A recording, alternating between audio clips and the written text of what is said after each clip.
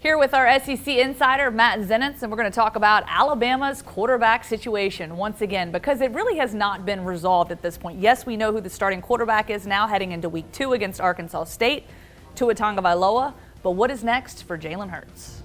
Well, based on what Coach Saban said yesterday, they plan to still use Jalen as a weapon within the offense, even though Tua will once again start on Saturday and looks to be on his way to locking up that job for good.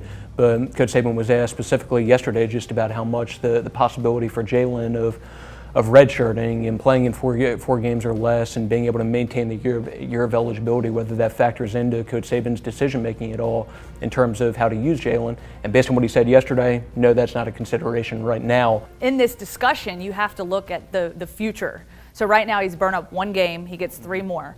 So you got a couple games coming up where you can imagine that Jalen will probably get in. Do you believe that he'll play against Arkansas State?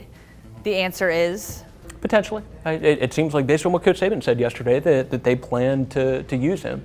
And it'll just be interesting to see if this is a conversation that comes up at some point. So, like, reading between the lines of how Coach Saban presented things yesterday, it almost seems like the conversation hasn't come up yet. And if it hasn't, it'll be interesting to see if it does, because from just a business standpoint for Jalen, obviously you want to be the best team player you can and help your team win a national championship, and there are great relationships that he has inside that building. But from a business standpoint for him, whatever situation he ends up in, when he does decide to transfer after the year, it's a much better situation having 2 years left compared to 1. And for whatever school he ends up at, when he does transfer, he's a lot more appealing of an addition if he does have those 2 years left compared to 1. So for me, it'll just be interesting to see if that is a conversation that comes up. You get down to the end of the season, let's just say we get closer to the SEC championship game or however far Alabama goes, again, hypotheticals, and then something happens and you have to put your backup quarterback in. How does that play out? Because like you said, Jalen's not going to want to say no, especially if he can put the team on his back and hopefully get Alabama to that next level, next step, next game. Be a tricky dynamic, but it comes down to just how important that is to Jalen to maintain that year of eligibility. So couldn't tell you Jalen's exact mindset at this point, just in terms of what he's thinking about it. And obviously we know what Coach Saban thinks about that, but if it gets to a point where they need him for SEC championship game or playoffs,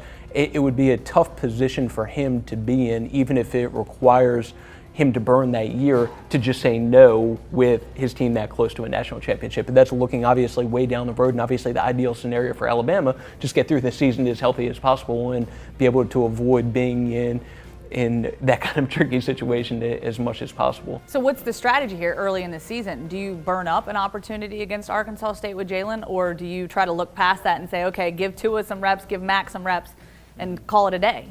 Well, against Louisville, obviously, it seems like there was a concerted effort to get Mac Jones some game experience. Also, I would think that if the game goes like I envision it going against Arkansas State, that it'll provide an opportunity once again for Mac Jones to get in and get some reps. But once again, going back to what Coach Saban said yesterday, it seems like the plan for them, at least right now, is to continue to use Jalen without any consideration for limiting his usage to 4 games or less. Yeah, because of course you want to see both of these guys get better. You want to see Tua get better. You want to see Jalen get better. You want everybody. Wants to see the offense be as productive as possible, and I guess in his mind right now, he thinks the offense is going to be at its best having Tua in there, but having Jalen available as well to be able to take advantage of the different things that he brings to the table also. So for at least right now, it seems like that is the plan and the mindset for Coach Saban. The quarterback questions continue. Thank you so much, Matt Zenitz. We appreciate it. And for all your Alabama Crimson Tide updates, you can visit us on AL.com. This video was brought to you by Caliber, a luxury store in Homewood, Alabama that's reviving the finer things in hunting and fishing.